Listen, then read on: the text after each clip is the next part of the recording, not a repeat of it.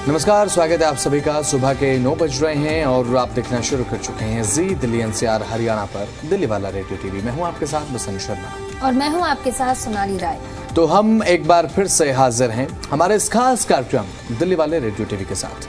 हमारे इस खास कार्यक्रम में आपको खबर मिलेगी रेडियो और टीवी के गजब कॉम्बिनेशन में और अनोखे लहजे के साथ अलग अंदाज में, जो आपको खबर सुनाएंगे भी और साथ ही दिखाएंगे भी। दिल्ली की गलियों से लेकर दिल्ली वालों की पूरे दिन भर की कहानी तक अब खबर होगी सीधे आपके मतलब से जुड़ी हुई। तो कान खोलकर दिल लगाइए साहब और जुड़ जाइए हमारे साथ, क्योंकि आप देखना शुरू कर चुके हैं दिल्ली वाला रेडियो टीवी।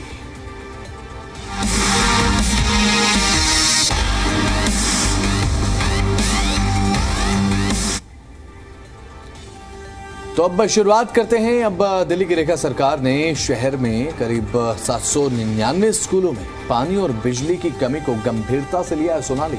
और क्योंकि किसी भी शहर में अब किसी स्कूल की मूलभूत सुविधाएं ही तो होती हैं जो बेहद ज़्यादा महत्वपूर्ण होती हैं, जो कि निर्धारित करती हैं कि बच्चों को स्कूल में कोई परेशानी नहीं हो रही। कम से कम अभिभावकों के लिए तो यही चिंता सबसे ज़्यादा पहले आती है कि भाई स्कूल में उनके बच्चे जा रहे हैं तो सुख सुविधाएं जो हैं वो प्रॉपर तरीके से मिले, बिजली ना कटे, पानी की कोई समस्या ना हो। तो अब दिल्ली सरकार ने एक बहुत अच्छा गंभीरता से इसे लेते हुए तत्काल सुधार और निर्देश जारी किए हैं कि सुधार तत्काल किया जाए। जिन जिन स्कूलों में इस तरीके की कोई परेशानी है तो उन्हें जल्द से जल्द सुधारा जाए। शिक्षा विभाग की हालिया रिपोर्ट में इन स्कूलों में बुनियादी ढांचे की गंभीर समस्याओं का खुलासा हुआ है, जो कि स्कूलों के कामकाज को प्रभावित कर रही है। अब रिपोर्ट की माने तो 703 स्कूलों में से यहाँ पर 59 स्कूलों में पानी की आपूर्ति रुक रुक कर हो रही है। अब पानी की आपूर्ति रुक रुक कर होगी सोनाली, जाहिर सी बात है बच्चे तो परेशान होंगे। बिल्कुल सही कहा आपने। और स्कूल जहाँ पे हमारे बच्चे पढ़ते हैं और अभिभावकों की सबसे बड़ी यही टेंशन होती है कि बच्चे अगर स्कूल जा रहे हैं तो उन्हें इन परेशानियों का सामना ना करना पड़े। और स्कूल में पानी की कमी ये बहुत ही बड़ी बात होती है एक अभिभावक के लिए भी, और खास करके जो शिक्षक वहाँ पर होते हैं और जो बच्चे होते हैं उनके लिए तो होती ही होती है। आपके साथ कभी ऐसा हुआ है कि मतलब स्कूल में, आपके स्कूल में कभी कोई पानी की ऐसी समस्या? क्योंकि ये बात हम देखते हैं कि स्कूल में ना अब बच्चे पानी पीने के बहाने से अब क्लास से आउटिंग करते हैं, टीचर से इजाजत लेते हैं, बाहर जाकर मस्ती करते हैं पानी पीने के बहाने से। अब ऐसे में स्कूल में पानी नहीं है तो मुझे लगता है कहीं वो बहाना भी अब बच्चों का चल नहीं पाएगा, क्योंकि कहीं ना कहीं टीचर्स को पता है कि स्कूल में पानी तो आ नहीं रहा है। तो अब हाँ सही कहा आपने। खासतौर पर जब मैं अपने 10th या मतलब 5 से लेकर के 10 तक में जब मैं थी तो कंप्यूटर की क्लासेस होते थे और मुझे वो पसंद नहीं था और मुझे बंक करना वो मुझे अच्छा लगता था। तो फिर मैं पानी का बहाना दे करके मैं गायब हो जाती थी पूरे क्लास के लिए। जब क्लास खत्म होती थी तो मैं आती थी। लेकिन आप ऐसा मत कीजिएगा, आप ऐसा बिल्कुल मत कीजिएगा, इससे आपकी क्लासेस डिस्टर्ब होंगी। तो हम बात कर रहे हैं स्कूल में जो पानी की समस्या है, बिजली की समस्या है, ये तमाम जो समस्याएं ऐसी होती हैं जिन पर ध्यान देना बहुत ज्यादा जरूरी भी है। 48 में अब बात अगर करें अनियमितता या फिर बिल्कुल ही नहीं है पानी और बिजली, 48 स्कूल ऐसे और 10 स्कूलों में पानी की आपूर्ति पूरी तरह से बंद है, यानी कि स्कूल में पानी नहीं है, बच्चे परेशान हैं। अब इनमें से कई स्कूल टैंकर से या फिर बात अगर करें तो समरसेबल पंपों पर निर्भर होते हैं, जिससे पानी की गुणवत्ता को लेकर चिंताएं बढ़ जाती हैं, क्योंकि आरओ की कोई सुविधा नहीं है। 22 स्कूल पूरी तरीके से टैंकरों पर निर्भर है। अब ऐसे में बात अगर सोनाली, अब दिल्ली सरकार भाई सोच रही है कि भाई स्कूलों को हमें सुधारना है, तो अच्छी बात है, क्योंकि अब स्कूलों में अच्छी व्यवस्था होगी तो जाहिर सी बात है उसका एक लाभ जो है बच्चों को ही होगा, अभिभावकों को होगा। और मुझे लगता है ये फैसले जो है वो लेते रहना चाहिए, बीच बीच में चेक भी करते रहिए कि स्कूलों में दिक्कत क्या है, क्योंकि कभी कभी ऐसा होता है ना कि सरकार कामकाज में इतनी बिजी हो जाती है कि स्कूलों की देखरेख करने का एक जो पूरा जिम्मा है वो कहीं ना कहीं समय तो होता है सोनाली, लेकिन एक अभाव रहता है। और मुझे लगता है कि स्कूलों का ऑडिट लगातार होते रहना चाहिए और जो साफ सफाई की व्यवस्था है गवर्नमेंट स्कूल में भी और प्राइवेट स्कूल में, मुझे लगता है कि सरकार को इस तरफ थोड़ा ज़्यादा ध्यान देना चाहिए कि खासकर गर्मियों के समय में, अब मानसून के समय में क्या व्यवस्था है, सर्दियों के समय में बच्चों की क्लासेस में कुछ ऐसे इंतजाम हैं कि सर्दी से प्रभावित ना हो बच्चे। इस तरीके की मुझे लगता है कि जो व्यवस्थाएं हैं वो स्कूलों को करनी चाहिए। प्राइवेट स्कूल तो ध्यान रखते ही हैं मोस्टली, लेकिन सरकारी स्कूलों में मुझे लगता है कि सरकार को थोड़ा इस तरफ ध्यान देना चाहिए। बिल्कुल सही कहा बसंत आपने। मुझे लगता है कि स्कूल में जो मूलभूत सुविधाएं होनी चाहिए, चाहे वो पानी हो या बिजली हो, और हर मौसम के जैसे कि अगर गर्मी है तो ये ख्याल रखना चाहिए कि जो फैन है वो अच्छे से चले, बिजली की ज्यादा कटौती ना हो, और पानी की कमी तो जो गर्मी का समय है उसमें तो बिल्कुल भी ना हो, सर्दियों में भी ना हो, और हाँ मतलब सर्दियों में भी ना हो, लेकिन गर्मी में ज्यादातर क्योंकि आपको प्यास ज्यादा लगती है और पानी की ज्यादा जरूरत होती है। और सर्दियों में खासतौर पर जैसे कि आपने कहा कि बच्चे ठंड में ना ठिठुरे, खासतौर पर प्राइवेट स्कूल तो सारे इंतजाम करते हैं, लेकिन सरकारी स्कूल जो हैं उन्हें भी ये सारे इंतजाम बहुत ही बेहतर ढंग से करने चाहिए। क्योंकि देखिए सोनाली, जब हमारे बच्चे होते हैं, हम जाहिर सी बात है यही सोचते हैं कि भाई हमारे बच्चे जिस स्कूल में जाते हैं, अगर हम फीस पे कर रहे हैं तो अच्छे तरीके से सुविधाएं मिले, बिजली की व्यवस्था हो, पानी की व्यवस्था हो, कोई दिक्कत ना हो। तो बिजली के मोर्चे पर बात की जाए तो 6 स्कूलों में बिजली आपूर्ति नहीं है, जिन स्कूलों में देखा गया, और जबकि 17 स्कूलों में बार बार बिजली कटौती की समस्या, यानी कि बार बार बिजली के कट लगते हैं। अब ऐसे में पढ़ाई भी तो प्रभावित होती है, पंखा चल रहा है, बंद हो रहा है, एक बच्चा पढ़ाई पे ध्यान लगाए या फिर पंखे पे ध्यान लगाए, क्योंकि बच्चे तो कई स्कूलों में होते हैं ऐसे बैक बेंचर जो होते हैं, वो यही उनका ध्यान रहता है, पंखा अब बंद हो चुका है, कितनी देर में घूमना बंद करेगा, कितनी देर में रुक जाएगा, बिजली कब आ रही है, जा रही है, पानी पीने जाए ना जाए, ये तमाम बहानेबाजी तो होती है। एक सवाल मैं पूछना चाहूंगी, क्या आप बैक बेंचर थे? क्योंकि बैक बेंचर्स को ये सारी चीजें ज्यादा पता होती हैं। क्योंकि हम बैठते थे पिछले बेंचों पर और हमारी क्लास में रोटेशन रहती थी, लेकिन एक टाइम ऐसा था जब मैं 12th स्टैंडर्ड में था कि हमारा एक पिछला बेंच रिजर्व रहता था और उसके बाद जो रोटेशन चलती थी, हमारा जो नेक्स्ट बेंच था वहाँ पे आते थे बच्चे, वहीं से रोटेशन, हमारा एक रिजर्व बेंच था।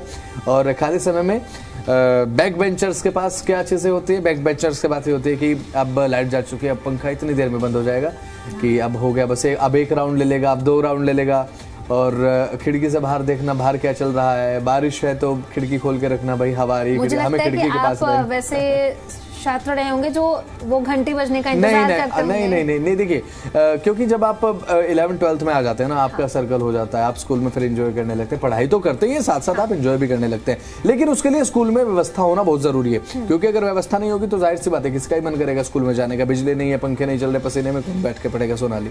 और मुझे लगता है आपके स्कूल में इंतजाम थे या नहीं थे? मेरे स्कूल में तो बिल्कुल पुख्ता इंतजाम थे और सारी मूलभूत सुविधाएं जो एक छात्र को उस वक्त चाहिए होती है वो सारी चीजें वहां पर थी। तो यहाँ पर अब दिल्ली सरकार भी यही कोशिश में है कि जिन स्कूलों में आपके बच्चे पढ़ रहे हैं उन स्कूलों में अच्छे तरीके से सुविधाओं, आपके बच्चे को कोई परेशानी ना हो, और जब आपका बच्चा क्लास में पढ़ रहा है तो पंखा बंद ना हो, बिजली ना कटे, ताकि पढ़ाई से ध्यान न भटके, क्योंकि कई बच्चे होते हैं जिनका पढ़ाई में ध्यान नहीं लगता, उनका ध्यान इन्हीं चीज़ों में लगता है कि बिजली आई, बिजली चली गई, पंखा बंद हुआ, पंखा चल गया। और अब ये चीज़ें प्रभावित भी पढ़ाई को करती हैं, क्योंकि हमारे स्कूल में एक समय ऐसा था जब गर्मियों का बहुत ज़्यादा जब समय होता है और जब बिजली की आपूर्ति, कभी कभी ऐसा देखने को मिलता है कि बिजली की आपूर्ति जो है वो प्रभावित होती है, तो कम से कम 2 दिन उस समय स्कूल में लाइट नहीं थी और दोनों ही दिन स्कूल की छुट्टी रही थी सोनाली, और बच्चों ने घर में एंजॉय किया था। अब एक बात देखिए ना, 40 से 42 डिग्री तापमान, आप बच्चों को किस तरीके से रखेंगे? अब किसी कारणवश अगर स्कूल में बिजली नहीं है तो ये तो जाहिर सी बात है स्कूल प्रशासन की जिम्मेदारी है भाई। अगर सभी बच्चे फीस दे रहे हैं तो वो इसलिए नहीं ना कि आपके स्कूल में बिजली का इंतजाम नहीं होगा, या फिर बच्चे इसी वजह से छुट्टी मार लें, या फिर आप इसी वजह से आपको छुट्टी करनी पड़ रही है कि आपके स्कूल में बिजली नहीं है, है ना? तो आप क्या सोचते हैं, क्या इंतजाम और होने चाहिए? मुझे लगता है कि एक तो पानी, बिजली तो होना ही होना चाहिए, और इसके साथ साथ जो बाकी चीजें जैसे कि साफ सफाई की बात हो तो स्कूल में साफ सफाई होनी चाहिए, क्लीननेस और हाइजीन, इसका सरकार को ध्यान बहुत रखना चाहिए, हाइजीन मेंटेन होना चाहिए, क्योंकि वो छोटे छोटे बच्चे हैं, उन्हें नहीं पता कि वो कहाँ खेल रहे हैं, क्या कर रहे हैं, तो इन सारी चीजों का बहुत ही अच्छे से ध्यान रखना चाहिए स्कूल में। तो ये तो बात थी, हमने बताया कि स्कूलों को लेकर अब सरकार का क्या प्लान है। अब मूलभूत सुविधाओं पर सरकार पूरे तरीके से ध्यान केंद्रित किए हुए, आपके बच्चे जिस स्कूल में जाते हैं उस स्कूल पर अब सरकार ध्यान लगा चुकी है कि कोई दिक्कत तो नहीं है, दिक्कत है तो कैसे दूर होगी और कितना जो समय है उसमें लगेगा। तो ये तो बात स्कूलों की रही। अब बात अगर करें राजधानी के इंफ्रास्ट्रक्चर की, तो आपकी दिल्ली अब सुधरने जा रही है। दिल्ली के इंफ्रास्ट्रक्चर पर काम अब होगा, तो अब ऐसे में इंफ्रास्ट्रक्चर में अब बहुत बड़े बदलाव की तैयारी की जा रही है, बड़े बदलाव की तैयारी, और केंद्र का सीधा हस्तक्षेप है सोनाली इसमें। केंद्र सरकार की तरफ से अब दिल्ली के इंफ्रास्ट्रक्चर को सुधारने के लिए, आपके यानी कि दिल वालों की दिल्ली को सुधारने के लिए 803 करोड़ रुपए की मंजूरी मिल चुकी है। इन पैसों का इस्तेमाल कई स्ट्रक्चर्स में किया जाएगा, और हो सकता है ये जो स्ट्रक्चर है आपके घर के आसपास हो, और आपके लिए भी एक गर्व करने वाला पल हो कि हाँ भाई चलिए ठीक है, हमारे घर के पास ये स्ट्रक्चर है, उसमें भी सुधार कर दिया सरकार ने, अब उनका मरम्मत कार्य होगा, पुनर्निर्माण होगा, ये तो उसकी स्थिति देखने के बाद ही फैसला लिया जाएगा। इसके तहत अब दिल्ली में 330 किलोमीटर से ज्यादा इलाके में तो रिंग रोड और कई फ्लाईओवर्स में बदलाव किया जाएगा अब इसी धनराशि में।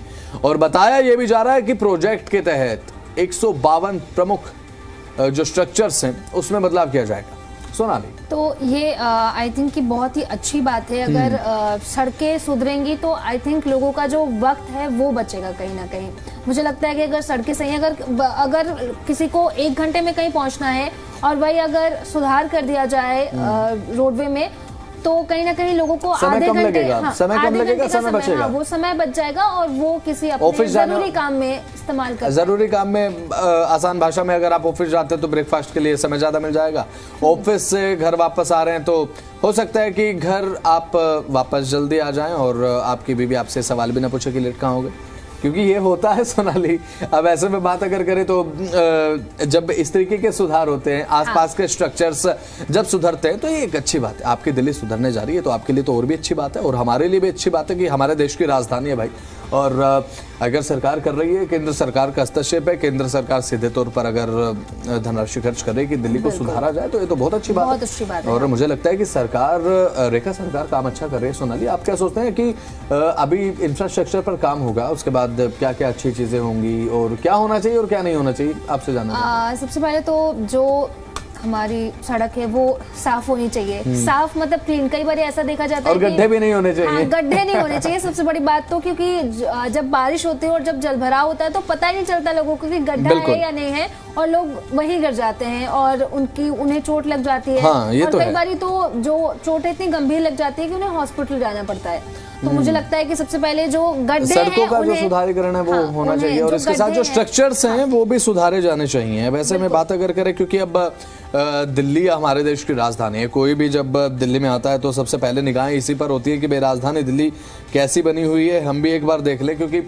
जब मैं स्कूल में था, क्योंकि मैं हरियाणा से हूँ, तो दिल्ली कमाना जाना होता था सोनाली उस समय, तो जब भी दिल्ली आना होता था तो एक उत्सुकता रहती थी मन में कि राजधानी में जा रहे हैं भाई। हालांकि ज्यादा दूर नहीं है, लेकिन एक होता ही है ना मन में कि अब हम दिल्ली जा रहे हैं। और जो हरियाणा वाले हैं, पंजाब वाले हैं, वो तो दिल्ली आते हैं तो हर बार उनका स्वागत होता है कूड़े के पहाड़ के साथ, जिस पर अब सरकार काम कर रही है। उस लैंडफिल साइट को अब पूरे तरीके से डिप्लीट करने में सरकार लगी हुई है। वहां से जो कूड़ा उठान का कार्य लगातार चल रहा है, वो पहाड़ जो है वो कम हो चुका है। अब कहीं ना कहीं हम जब पहाड़ों में जाते हैं तो एक हंसी वादियां आपका स्वागत करती हैं, बेहद खूबसूरत नज़ारे आपको दिखाई देते हैं।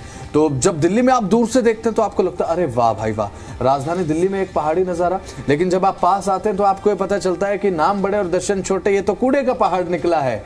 और उसके बाद वहाँ पे हवा में जो बदबू उस समय, क्योंकि बस से अगर आप सफ़र करते हैं या फिर ओपन व्हीकल से आप सफ़र करते हैं तो आप उस चीज़ का शिकार मुझे लगता है जरूर। तो इस तरीके के स्ट्रक्चर्स जो हैं, केवल इंफ्रास्ट्रक्चर ही नहीं, जो एक कूड़े के स्ट्रक्चर्स हैं, मुझे लगता है इन पर भी काम होना चाहिए। सोनाली, ये जरूरी है। बिल्कुल सही कहा आपने, क्योंकि देश की राजधानी है दिल्ली और वहाँ सिर्फ हमारे देश के लोग नहीं बल्कि विदेश से भी लोग आते हैं। तो जब विदेश से लोग आए तो एक सुंदर छवि लेकर के जाए राजधानी दिल्ली की, और वहाँ जाकर के वो तारीफ करे, ये ना कि कूड़े का पहाड़ है, ये जाकर के कहेंगे। बिल्कुल स्मार्ट सिटी जो होती है दिल्ली, वो देश की राजधानी दिल्ली। लेकिन इस सपने के लिए बड़ी मेहनत करनी पड़ेगी रेखा सरकार को, और साथ ही केंद्र सरकार की तरफ से अब ये मदद तो दी गई है 800 करोड़ से ज्यादा की। लेकिन किस तरीके से धरातल पर काम होता है? दरअसल जो सड़क परिवहन है ना, और जो राजमार्ग है, इन्होंने अब इसी महीने में शुरुआत में ही केंद्रीय सड़क एवं अवसंरचना कोष के तहत अब बजट को मंजूरी दी है। उन्होंने दिल्ली सरकार से इन परियोजनाओं के लिए अब प्रशासनिक स्वीकृति देने को कहा कि भाई आप इसे अलो कर दीजिए, और उसके बाद हम सुधारी जो काम है, जो सुधार दिल्ली में होना, वो हम करते हैं। आपको बता दें कि यहाँ पर अगर बात की तो यहाँ पर CRIF और MORTH के तहत एक योजना है जो राज्य और केंद्र शासित प्रदेशों को प्रमुख सड़कों के विकास और रख रखाव के लिए पैसे मुहैया कराती है। और साथ ही अब ये जो पैसा दिल्ली में आएगा सुधारीकरण को लेकर, तो दिल्ली के लोगों को इससे लाभ भी होगा। क्योंकि मैं जब निकलता हूँ बाइक पर, विशेषकर परेशानियां तो होती हैं जब गड्ढे में आपकी बाइक चली जाए, पूरा बैलेंस बिगड़ जाता है। 4 व्हीलर में हो तो एक अलग बात है। तो मुझे लगता है कि अब दिल्ली के इंफ्रास्ट्रक्चर पर काम होगा और आपको तो खुश हो जाना चाहिए। और आपको अब ये जो इंफ्रास्ट्रक्चर पर जो काम होने वाला है, आने वाले समय में आपको एक असर दिखाई देने लगेगा कि दिल्ली की तस्वीर जो है वो अब दिल्ली की सूरत बदल रही है। यानी कि दिल्ली की पहचान अभी भी एक अच्छे शहर के रूप में तो है, लेकिन कहीं ना कहीं पूरी दुनिया में सबसे पोल्यूटेड सिटी के रूप में भी दिल्ली की एक पहचान है, वो एक अलग बात है। इस पर भी काम होना चाहिए, क्योंकि आप अगर देश की राजधानी में रहते हैं, आप इस बात पर तो गर्व करते हैं कि हम देश की राजधानी में रहते हैं, तो कहीं ना कहीं आपको यह भी पता होना चाहिए कि आप पूरी दुनिया के सबसे पोल्यूटेड शहर में रह रहे हैं। तो मुझे लगता है कि ये थप्पा अगर दिल्ली से हट जाए ना सोनाली, तो बहुत अच्छा तो लोग एक क्वालिटी गर्व कर सकेंगे कि हाँ भाई प्राउडली हम राजधानी दिल्ली में रह रहे हैं और ये दुनिया की सबसे पोल्यूटेड सिटी नहीं है ना। तो मुझे लगता है कि ये बदलाव भी होना चाहिए। तो हमने बताई आपको बात की अब राजधानी में किस तरीके से इंफ्रास्ट्रक्चर पर काम होगा, किस तरीके से सरकार इस पर अब पैसे खर्च करेगी। आने वाले समय में जो पब्लिक स्ट्रक्चर्स हैं, गवर्नमेंट बॉडीज हैं, उन पर पैसा खर्च किया जाएगा। साथ ही साथ रोड्स के जो सुधारीकरण हैं, रोड्स को सही करना, अगर कहीं गड्ढा है तो उसे भर देना, ताकि आप लोगों को सहूलियत मिले और आप लोगों को कोई परेशानी ना हो। और दिल्ली में अगर आप रहते हैं तो आप कम से कम गर्व कर सके कि हाँ भाई राजधानी दिल्ली में हम रहते हैं, जहाँ पे इंफ्रास्ट्रक्चर बेहद ज़्यादा क्वालिटी वाला है। इसमें लेकिन समय लगेगा, लेकिन समय के साथ हो जाएगा। Everything takes time. तो अब बढ़ते आगे, अब दिल्ली एनसीआर में मौसम की बात करेंगे, शिफ्ट करते हैं। अब दिल्ली एनसीआर में मौसम की बात करें सोनाली, मैं चाहता हूं कि दर्शकों को मौसम की जो खबर है वो आप बताएं, क्योंकि मुझे तो बड़ी गर्मी लग रही है। पिछले 2 से 3 दिन हो गए हैं, सूरज जिस तरह से तपन दे रहा है कि भाई अब ये गर्मी का मौसम है, आने वाले समय में क्या रहेगा, कितना तापमान बढ़ेगा, वो जरा बता दीजिए। तो चलिए आपको बता दें कि दिल्ली एनसीआर में आज मौसम सुहाना होने वाला है। देखिए बसंत, आप इंतजार कर रहे थे और मौसम सुहाना होने वाला है। मौसम विभाग की माने तो आज दिन भर बादल छाए रहेंगे, हालांकि बारिश के आसार कम ही हैं। बुधवार को दिल्ली में अधिकतम तापमान की बात करें बसंत तो 34.4 डिग्री सेल्सियस और न्यूनतम तापमान की बात करें तो 25.9 डिग्री सेल्सियस 26 ही मानकर चलिए, हाँ, दर्ज किया गया, जो सामान्य से थोड़ा ज्यादा है। इसलिए आपको ज्यादा, लेकिन ये थोड़ा ज्यादा सोनाली जब आप बाहर निकलते हैं तो ये बहुत ज्यादा बन जाता है। जब आप ऐसे इन्वायरमेंट में रहते हैं तो आपको कोई ज्यादा फर्क नहीं पड़ता, चाहे बाहर आग बरसती रहे, लेकिन जैसे ही आप बाहर जाते हैं तो आप ये करते हैं, हाय राम, हे प्रभु, ये क्या हो गया। और इतना ज्यादा तापमान, 40 से 42 डिग्री की गर्मी। अभी मुझे लगता है कि अब 35 से 36 डिग्री तापमान जो आपने अभी बताया, मुझे लगता है कि आने वाले समय में बढ़ेगा। मौसम विभाग ने कहा कि भाई आने वाले समय में तो बारिश की संभावना है नहीं, मानसून का खात्मा हो चुका है। अगर एक आधी बारिश होगी तो वो हल्की बूंदाबांदी, वो भी 1 से 2 दिन, वो ज्यादा होगा नहीं। अब तो बारिश नहीं होगी, एक उमस भरी भी जो गर्मी है वो तो आपको देखने को मिलेगी, क्योंकि इस समय मानसून अभी ताजा बीता है, हवा में एक नमी है और समय के साथ साथ जैसे ही मौसम में चेंजमेंट आएगा ये नमी खत्म होगी और धीरे धीरे अब सर्दियां आ रही हैं। और मैं एक वेब सीरीज देख रहा हूं इस समय, एक हॉलीवुड की वेब सीरीज है, उसमें मैं नाम नहीं लूंगा, लेकिन एक बड़ा मशहूर डायलॉग है कि तैयार हो जाओ, अब सर्दियां आ रही हैं, लेकिन यहाँ से गर्मी जाएगी कब ये मुझे पता नहीं, क्योंकि अभी मानसून बीता, मानसून में हमने देखा कि बारिश हुई, लोग बारिश का मजा ले रहे थे, गिरते तापमान का मजा ले रहे थे और हम भी बड़े मजे के साथ बता रहे थे, परेशान भी हो रहे थे, जलभराव परेशान भी हो रहे थे, क्योंकि बारिश ना ज्यादा मोहलत देती नहीं है दिल्ली वालों को एंजॉय करने के लिए। महज आधे से 1 घंटा और उसके बाद लोग ये सोचने लगते हैं, हे भगवान बारिश रुकेगी कब, ऊपर वाला बारिश रोक दे तो हम बाहर निकले घर जाए। 15 से 20 मिनट ही कर पाते हैं, उसके बाद उसके बाद उनके पास मोहलत ही नहीं होती है, क्योंकि जल भराव इतना हो जाता है, फिर वो जल भराव की टेंशन लेने लगते हैं। बारिश का लुत्फ तो दूर की बात है, लेकिन अब बारिश का एक दौर बीत चुका है, सर्दी आने वाली है, लेकिन मौसम बदलाव की तरफ अब अपना जो करवट है वो लेता हुआ नजर आ रहा है। तो मौसम बदल रहा है इस समय जो है। इस बात से हटके बात अगर करें सेहत को लेकर, तो सेहत पर काफी ऐसे प्रभाव पड़ते हैं सोनाली, जो लोग कहीं बीमार होते हैं। मानसून के समय में बीमारियां बढ़ती हैं, लेकिन मानसून के बाद जब मौसम बदलता है, गर्मियों से सर्दियों की तरफ अब हम शिफ्ट कर रहे हैं, तो ऐसा होता है कि बॉडी को अडेप्ट करने में कभी ना कभी दिक्कत तो होती है। तो अब वो दिक्कत ना हो, इसीलिए आसपास सफाई का ख्याल रखें, साफ पानी जमा न होने दें। साफ पानी जमा होगा तो जाहिर सी बात है मच्छर पनपेंगे, तो कहीं ना कहीं अगर कोई डेंगू का मच्छर काट गया तो अपनी जेब में इतना पैसा रखिए कि इंश्योरेंस, और सरकार ने तो अब हेल्थ इंश्योरेंस पर वैसे भी जीएसटी घटा दिया है, तो वो ले लीजिए, वो और भी अच्छा रहेगा। हम नहीं चाहते कि आप बीमार हो, लेकिन हो जाए तो कम से कम बैकअप रखिए, हेल्थ इंश्योरेंस लेकर रखिए। हेल्थ और मेडिकल इंश्योरेंस तो जाहिर सी बात है, लाइफ इंश्योरेंस आज के समय में सबकी नीड है, आपको भी ले लेना चाहिए। और अब तो जीएसटी भी नहीं है, तो आपके लिए अच्छी खबर भी। तो ये तो हमने मौसम की बात बताई, और अब ऐसे में खबरों में आगे बढ़ते हैं। तो दिल्ली की रेखा सरकार अब एक नई लिकर पॉलिसी लेकर आ रही है, आबकारी नीति, शराब नीति से कहते हैं। क्योंकि लोगों को ना बड़ा कंफ्यूजन होता है कि आबकारी क्या है। अब अधिकतर लोगों को पता भी होता है, लेकिन कुछ लोग ऐसे भी होते हैं जिन्हें नहीं पता होता कि भाई आबकारी नीति का मतलब क्या, इससे हम पर क्या असर पड़ेगा। तो आबकारी नीति का मतलब नई शराब नीति लाने की तैयारी में है। और पिछली शराब नीति कितने सुर्खियों में रही, ये तो हम सभी जानते हैं सोनाली, लेकिन यहाँ बात हो रही है नई शराब नीति की। इस नीति का उद्देश्य और कुछ नहीं बल्कि शराब की दुकानों को बेहतर बनाना। बेहतर बनाने का मतलब ये नहीं कि शराब की बिक्री को बढ़ाना, इसका मतलब ये है कि सुरक्षित माहौल देना। क्योंकि हम ये देखते हैं कि जो शराब की दुकानें होती हैं, जो लिकर शॉप्स होती हैं, वहाँ पर कभी कभी ऐसा देखने को मिलता है कि जो माहौल है वो गर्मा जाता है, कहा सुनी हो जाना, लड़ाई वगैरह हो जाना, ये तमाम जो दिक्कतें देखने को मिलती है। तो इसे लेकर एक सरकार का अच्छा कदम है, अगर कोई शराब की दुकान है तो उसके आसपास एक सुरक्षित माहौल रहे, किसी की लड़ाई झगड़ा ना हो, कोई दंगा फसाद ना हो। क्योंकि कभी कभी देखने को मिल जाता है ना सोनाली, कोई शराब खरीदने जाता है, शराब के नशे में किसी से कहा सुनी हो गई, कोई ऐसी घटना हो गई, लड़ाई हो गई, मारपीट तक हो जाती है। और ये आंखों देखिए हम आपको बता रहे हैं, ऐसा हो जाता है। और अब दिल्ली सरकार जो है वो अब यही इस नीति के तहत जो करेगी, वो शराब के ठेके, शराब की दुकानों के आसपास एक सुरक्षित माहौल रहे, कोई ऐसी लड़ाई झगड़ा ना हो। तो नई आबकारी नीति के लिए पीडब्ल्यूडी मंत्री हैं प्रवेश वर्मा साहब, राजधानी दिल्ली में अभी शपथ ली है उन्होंने 6 से 7 महीने पहले, और उनकी अध्यक्षता में एक कमेटी बनाई गई है साहब। और ये कमेटी शराब कारोबारियों से बात कर रही है। इसके साथ ही सरकार क्या चाहती है सोनाली, वो भी बता दीजिए। इसके साथ सरकार चाहती है कि दिल्ली में शराब के दाम पड़ोसी राज्यों जैसे हो जाएं, बसंत। और इसके साथ ही घनी आबादी वाले इलाकों से दुकानों को हटाने पर एक और बात इम्पोर्टेंट बात यहाँ पर ये हो जाती है सोनाली, अब दिल्ली में शराब के दाम दूसरे राज्यों जैसे हो जाएंगे। आपको इसका मतलब समझ में आया? इसका मतलब ये है कि दिल्ली में शराब अगर बात करें तो महंगी और सस्ती, एक ये रहता है।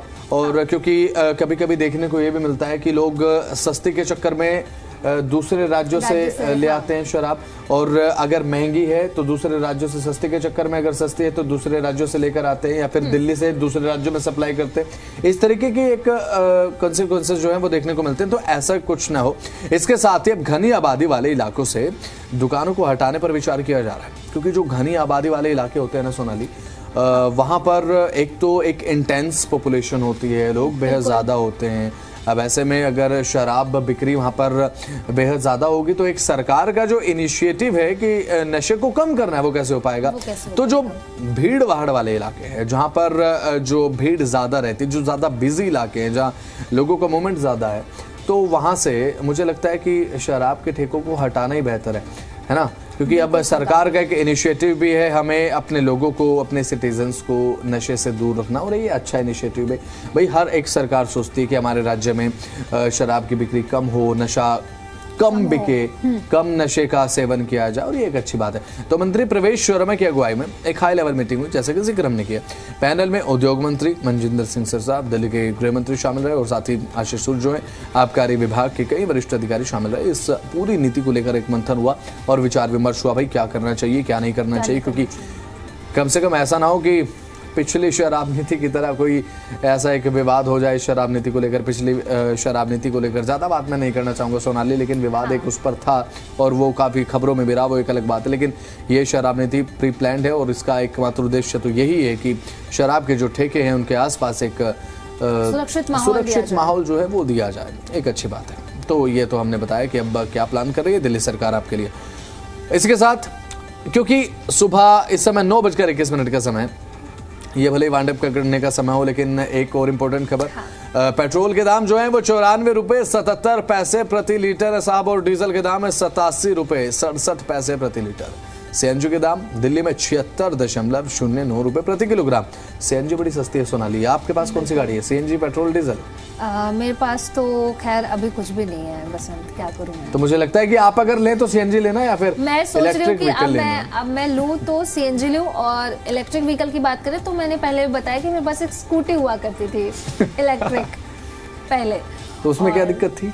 दिक्कत कुछ नहीं थी, बस ये था कि आप ज्यादा दूर उसे लेकर के नहीं जा सकते, क्योंकि भारत में अभी हर जगह नहीं, मुझे लगता है कि ज्यादा दूर तक स्कूटी आपको लेकर नहीं जा सकती, आप तो उसे खींचते हुए कहीं भी ले जाइए। मैं तो खींच करके लेके जा सकती हूँ, लेकिन उसको चार्ज करने में थोड़ी दिक्कत होती है क्योंकि हर जगह सप्लाई नहीं है और हर जगह तो चार्ज नहीं कर सकते। अब इलेक्ट्रिक व्हीकल जो है उनको, मतलब मैं अगर रेट्स बताऊं, जो पेट्रोल डीजल है, पेट्रोल डीजल चलाने वाले अमीर लोग हैं, क्योंकि पेट्रोल एक अपने आप में खरीदना चैलेंज आज के टाइम में बन चुका है, तो 12 से 13 रुपए प्रति किलोमीटर पड़ता है। और जो इलेक्ट्रिक व्हीकल है उन्हें महज 3 से 4 रुपए प्रति किलोमीटर पड़ता है। तो ये तो बात थी पेट्रोल और डीजल के साथ। और अब बात करते हैं सोने चांदी के दाम। तो सोने चांदी के दाम में एक बहुत बड़ा अपडेट सामने आया, क्योंकि आने वाले त्योहार के लिए आपके लिए जानना बहुत जरूरी भी है। तो सोने के दाम है 1,12,660 रुपए प्रति 10 ग्राम। आप क्या सोच रहे थे कि सोने के दाम घटे होंगे? जी नहीं, 1 लाख से ऊपर है। तो आप दाम तो कम नहीं करा सकते, ग्राम कम करा लीजिए। चांदी के दाम है 1,29,900 रुपए प्रति किलोग्राम, ऑल टाइम हाई। बिल्कुल, अगर आप सोच रहे हैं, और अब तो त्योहारी मैं तो बिल्कुल नहीं सोच रहा सोनाली, मैं नहीं सोच रहा। अब तो त्योहारी सीजन है, अगर किसी की शादी है, किसी को गिफ्ट देना हो तो क्या आप गिफ्ट दोगे? गोल्ड और सिल्वर ही देना होता है। मैं गिफ्ट नहीं दूंगा, मैं एक पेन दे दूंगा, लीजिए अभी इससे हिसाब बनाइए, मैं एक पेन गिफ्ट कर दूंगा। अगर आपका भी सोने का खरीदने का हिसाब किताब हो तो आप उसे एक पेन गिफ्ट कर दीजिए कि हम आपको सोना नहीं दे सकते, हम आपको एक पेन गिफ्ट कर रहे हैं। आप जब हिसाब किताब बनाएंगे तो इससे आपको मदद मिलेगी। आप इतना ही गिफ्ट दे सकते हैं, क्योंकि सोना आज के समय में किसी को आप देखिए, गिफ्ट के तौर पर बात करें, चाहे वो महंगा हो या फिर सस्ता हो, इट डजंट मैटर, लेकिन उसके लिए आपकी पॉकेट इतनी ज्यादा इफेक्ट ना हो, इट मैटर्स। ये मैटर्स कि भाई आप पर कितना असर पड़ रहा है। सामने वाले के लिए उसकी कीमत कुछ नहीं होती, चाहे आप महंगा दे दीजिए, सस्ता दे दीजिए, लेकिन कीमत चुकानी तो आपको ही है ना, तो है ना। तो इसीलिए मैं किसी को सोना चांदी गिफ्ट देने के बारे में सोच नहीं रहा हूँ। अब ये तो बात थी, हमने आपको दाम बताया सोने चांदी के, पेट्रोल डीजल के, और दिल्ली सरकार आपके लिए क्या क्या कदम उठाने जा रही है, चाहे बात इंफ्रास्ट्रक्चर की हो, स्कूलों में बुनियादी सुविधाओं का प्रबंध करने की हो, या फिर नई लिक्वर पॉलिसी जिसमें शराब की दुकानों के आसपास सुरक्षा व्यवस्था मेंटेन करने की हो। ये तमाम जो कदम है वो सरकार आपके लिए उठाने जा रही है। आज के इस कार्यक्रम में यही था खास, और समय की पाबंदी के चलते इस कार्यक्रम की यहीं पर समाप्ति करते हैं। नमस्कार।